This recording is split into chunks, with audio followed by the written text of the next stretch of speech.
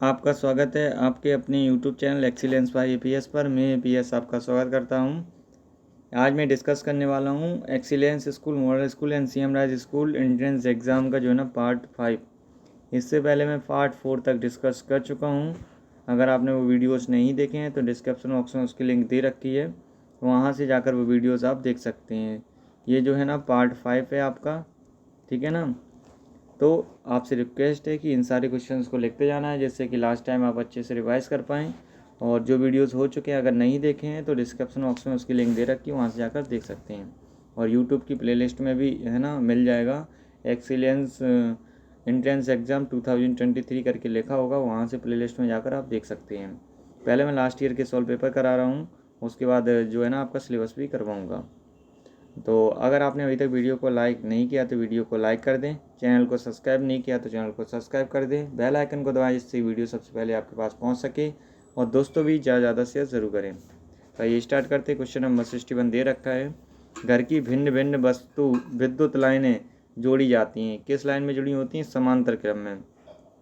घर में जो है ना लाइट लगी होती है वो समांतर क्रम में लगी हुई होती है, कई बार पूछा जाता है यहाँ से क्वेश्चन। तो मुख्य लाइन अथवा अन्य सभी यंत्र समांतर क्रम में जोड़े जाते हैं, केवल विशेष स्थिति में झालर 110 के बल्ब श्रेणी क्रम में जोड़े जाते हैं। नेक्स्ट क्वेश्चन नंबर 62, रेडियोधर्मी पदार्थ वे पदार्थ होते हैं जो, ऑप्शन ए इसका बिल्कुल ही राइट आंसर है, विकिरण उत्सर्जित कर श्वेता विघटित हो जाते हैं। ये ऑप्शन जो है ना इसका बिल्कुल ही राइट आंसर है।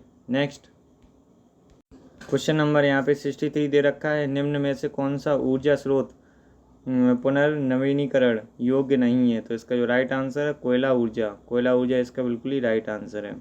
कोयला जीवाश्म यानी कि फॉसिल ईंधन है, यह पुनर्नवीनीकरण नहीं हो सकता और इसके निर्माण में 200 वर्षों से अधिक का समय लगता है, ठीक है ना। क्वेश्चन नंबर 64 यहाँ पे दे रखा है, नाव की ऊर्जा के उद्गम का कारण क्या होता है? तो इसका जो राइट आंसर है द्रव्यमान के अल्पांश का ऊर्जा में बदलना। डी ऑप्शन इसका बिल्कुल ही राइट आंसर है एंड इम्पोर्टेंट क्वेश्चन भी है। नेक्स्ट, नाव की क्रिया में द्रव्यमान हानि एम होती है, जो कि सूत्र है एम ई बराबर एम सी स्क्वेयर। ये ऊर्जा का सूत्र होता है, कई बार पूछा जाता है। तो ऊर्जा में बदल जाता है, अतः द्रव्यमान के अल्पांश का ऊर्जा में बदलने से नाव की ऊर्जा प्राप्त होती है। क्वेश्चन नंबर 65 दे रखा है यहाँ पे, हब्बल के नियम अनुसार हमसे दूर जा रही निहारिका का वेग होता है? तो ऑप्शन बी दूर के साथ बढ़ता है। दूरी के साथ कैसा बढ़ता है? बढ़ जाता है। हब्बल के नियम के अनुसार निहारिका का वेग भी समानुपाती आर होता है, अर्थात दूरी बढ़ाने के साथ निहारिका का वेग भी बढ़ता जाता है। क्वेश्चन नंबर 66, जो उपग्रह मौसम की भविष्यवाणी के काम आता है उसे क्या कहते हैं? भू स्थिर उपग्रह। ये ऑप्शन इसका बिल्कुल ही राइट आंसर है, भू स्थिर उपग्रह। भूस्थायी उपग्रह द्वारा मौसम की भविष्यवाणी की जाती है, इसका आवर्तकाल 24 घंटा होता है, यह भूमध्य रेखीय कक्षा में गति करता है। क्वेश्चन नंबर 67, भारत का रोहिणी उपग्रह मिशन के उद्देश्य है, क्या उद्देश्य है? तो इसका जो उद्देश्य है वो है आपका ऑप्शन डी खगोलीय विद्या का अध्ययन करना। खगोलीय विद्या का अध्ययन इसका सही आंसर है। रोहिणी द्वारा पृथ्वी के विभिन्न भागों के फोटोग्राफ लेकर इनकी जानकारी एकत्र की जाती है तथा ये रिमोट की तरह कार्य करता है, इसे खगोलीय अध्ययन के लिए प्रयुक्त करते हैं। क्वेश्चन नंबर 68 दे रखा है यहाँ पे, रॉकेट जेट जिस सिद्धांत पर कार्य करता है वह कौन सा है? ऑप्शन सी न्यूटन की गति का तीसरा नियम। आपसे कई बार पूछा जाता है न्यूटन की गति का तीसरा नियम बताइए। तो रॉकेट के कार्य का सिद्धांत क्रिया प्रतिक्रिया पर आधारित होता है, इसमें ईंधन जलाकर गैस उत्पन्न करता है और इनकी प्रतिक्रिया से रॉकेट गति करता है। तो इसका जो ऑप्शन सी है ना वो बिल्कुल ही राइट आंसर है आपके लिए। क्वेश्चन नंबर यहाँ पे 69 दे रखा है आपको, तो एक निश्चित दूरी पर स्थित दो वस्तुओं के बीच कार्यकारी गुरुत्वाकर्षण बल निर्भर करता है, किस पे निर्भर करता है? उक्त में से कोई नहीं। ऑप्शन जो डी है इसका बिल्कुल ही राइट आंसर है। दो वस्तुओं के गुरुत्वाकर्षण बल जो है ना इसका फॉर्मूला ये होता है, F बराबर में capital G m1 m2 upon में r स्क्वायर। यानी कि स्पष्ट है कि F समानुपाती किसके होता है? द्रव्यमान की। तो ये F समानुपाती 1/R, ये इसका दे रखा है, व्युत्क्रमानुपाती सॉरी। क्वेश्चन नंबर 70 फिर यहाँ पे दे रखा है, एक द्विपरमाणिक अणु में दोनों परमाणुओं को निश्चित दूरी पर रखने पर मुख्य भूमिका जिस बल की होती है वह क्या है? तो ऑप्शन ए स्तर वैद्युत बल, ऑप्शन ए जो है इसका बिल्कुल ही राइट आंसर है। द्विपरमाणिक अणु में स्थित विद्युत प्रभावी होता है जो परमाणुओं को पास रखता है। क्वेश्चन नंबर 71 दे रखा है यहाँ पे, मुख्य बल जिसके कारण आकांक्षीय पिंड गति करते हैं तथा यथास्थान रहते हैं वह हैं, ऑप्शन ए गुरुत्वाकर्षण बल, ये ऑप्शन इसका बिल्कुल ही राइट आंसर है। आकाशीय पिंडों की गति वृत्तीय होती है जो अपकेंद्रीय बल के बिना नहीं होती, यह अपकेंद्रीय बल गुरुत्वाकर्षण बल द्वारा प्राप्त होता है। फिर यहाँ पे क्वेश्चन नंबर 72 दे रखा है, निम्न तरंगों में से जो तरंगें निर्वात में संचरित नहीं हो सकती वह कौन सी हैं? तो इसका जो राइट आंसर है ध्वनि तरंगें। ध्वनि तरंगें कभी भी निर्वात में संचरित नहीं होती हैं।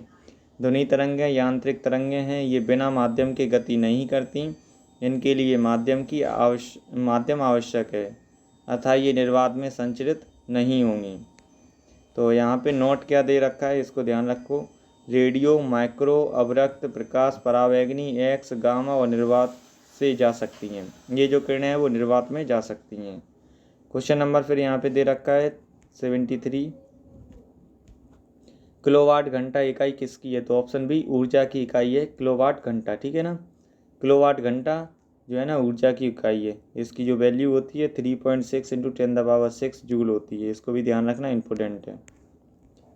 क्वेश्चन नंबर 74 यहाँ दे रखा है, जब तरंगें एक माध्यम से दूसरे माध्यम में संचरित होती हैं तो तरंग गुण अचर रहता है, ये ऑप्शन इसका सही आंसर है, आवृत्ति है।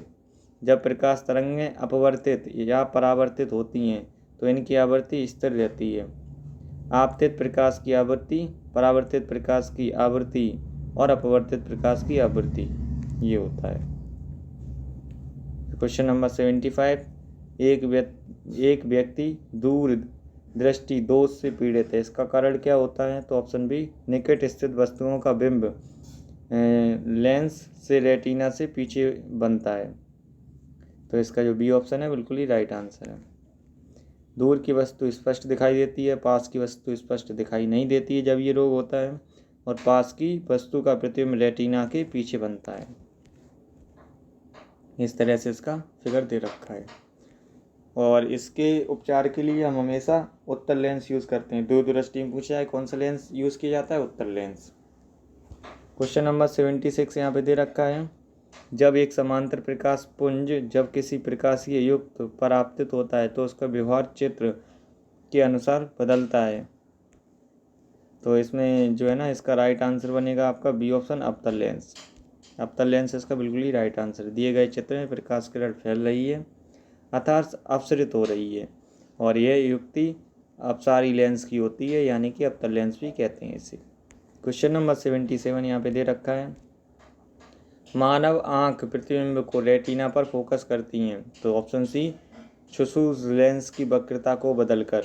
मानव नेत्र में लेंस अपनी वक्रता, त्रिज्या तथा फोकस दूरी को बदलकर भिन्न भिन्न दूरियों के प्रतिबिंब को रेटिना पर बनाते हैं।